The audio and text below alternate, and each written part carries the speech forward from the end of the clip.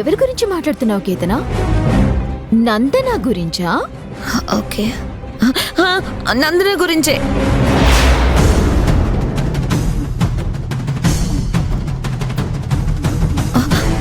రాహుల్ నా చిన్ననాటి స్నేహితుడని, తనని మళ్ళీ కలుసుకునే అదృష్టం వచ్చిందని నేను అన్నీ వదులుకొని ఇంత దూరం వస్తే ఇక్కడ ఆ నందన రాహుల్ని ప్రేమలో పడేయడానికి ప్రయత్నిస్తూ ఉంది. చచ్చా, నందనాని నువ్వు తప్పుగా అర్థం చేసుకుంటున్నావు కేతనా. నందన మనసులో అలాంటి దురుద్దేశం ఏమీ లేదు. దురుద్దేశం లేదని మీరు అనుకుంటున్నారు, కానీ ఆమె మనసులో ఉన్న ఉద్దేశాలన్నీ నాకు స్పష్టంగా తెలుస్తున్నాయి.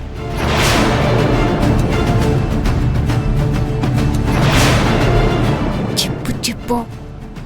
నువ్వు ఇలాగే వదిలేస్తే 4 రోజుల్లో నందన రాహుల్ని గుప్పెట్లో పెట్టుకుంటుంది.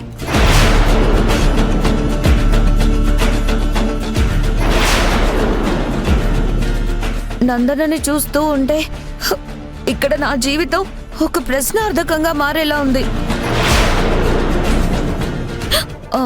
నేనింకా ఇక్కడ ఉండాలంటారా, లేకపోతే నా దారి నన్ను చూసుకుని వెళ్ళిపోమంటారా? అయ్యో కేతనా, ఇంత చిన్న చిన్న విషయాలకి అంత పెద్ద పెద్ద నిర్ణయాలు ఎవరైనా తీసుకుంటారా? ఏంటి, ఇది చిన్న విషయమా? నందనని నువ్వు కూడా చూస్తున్నావు కదా. రాహుల్కి దగ్గరవ్వడానికి ఎంత ప్రయత్నిస్తుందో, రాహుల్ని లొంగ తీసుకోవడానికి ఎన్ని చిల్లర వేషాలు వేస్తుందో.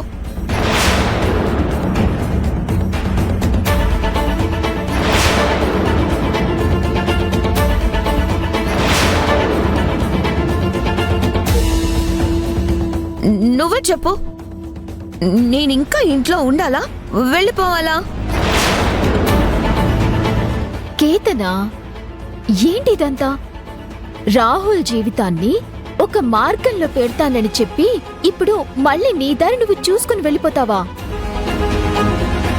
రాహుల్ జీవితంలో ఇప్పటి వరకు జరిగినవన్నీ చాలు. నీ వల్ల రాహుల్కి ఏదో ఒక మంచి జరుగుతుందని పెద్దమ్మ అనుకుంటుంది. నీ వల్ల రాహుల్ జీవితం చక్కబడుతుందని పెద్దమ్మ ఆశిస్తుంది. నీ మీద మేమందరం ఇంత నమ్మకం పెట్టుకుంటే నువ్వు మాత్రం ఇలాంటి అపార్థాలన్నీ ఆధారంగా చేసుకుని అందరికి దూరంగా వెళ్ళిపోతావా? నాకు అంతకన్నా మరొక మార్గం కనిపించడం లేదు. ఆ నందన ఇంట్లో ఉంటే మాత్రం నాకు అనుక్షణం నందనకి రాహుల్కి మధ్య ఏదో జరుగుతుందని అనుమానం కలుగుతూనే ఉంటుంది. ఆ అనుమానం ఉండే చోట ప్రేమ ఎలా నిలబడగలుగుతుంది? చెప్పు ఐరేంద్రి. నువ్వనేది కూడా నిజమే కేతనా. ఏ ఆడదానికైనా సరే తను ప్రేమించే మగాడికి మరొక ఆడది క్లోజ్ అవుతుంది అనంటే తను ఎప్పటికీ తట్టుకోలేదు. తను ప్రేమించే మగాడి జీవితంలో తను మాత్రమే ఉండాలని కోరుకుంటుంది. మరో ఆడదానికి స్థానం దక్కుతుందేమో అనే భయం మొదలైతే తను ప్రేమించిన వాణ్ణి కూడా దూరం చేసుకోవటానికి సిద్ధపడుతుంది.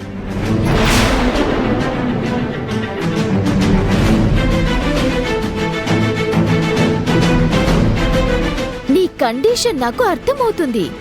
అయితే ఇప్పుడు నన్నేం చేయమంటావు? చెయ్యడానికి ఏముంది? నందన ఈ ఇంట్లో ఉంటే మాత్రం నేనుండలేను. రాహుల్ని మనసారా ప్రేమించలేను. రాహుల్ నాకు దక్కుతాడనే ఆశతో నేనిక్కడ బ్రతకలేను.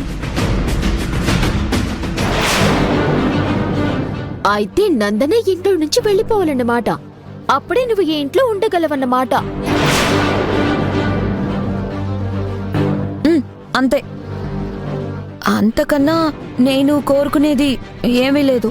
అంతే. పాపం కేతన నందనాన్ని రాహుల్ని చూసి అపార్థం చేసుకుంటోంది. రాహుల్ జీవితం బావుండాలి అంటే కేతన ఈ ఇంట్లోనే ఉండాలి. కేతన్ ఇక్కడే ఉండాలి అంటే నందన వీలైనంత త్వరగా ఇల్లొదిలి వెళ్ళిపోవాలి. దానికోసం నేనేదో ఒకటి చెయ్యాలి.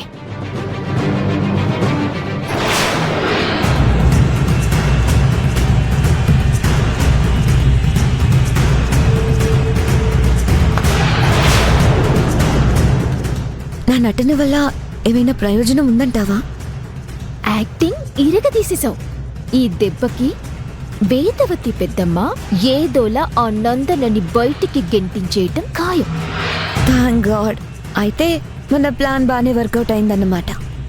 బాగానే కాదు, బ్రహ్మాండంగా వర్కౌట్ అయింది.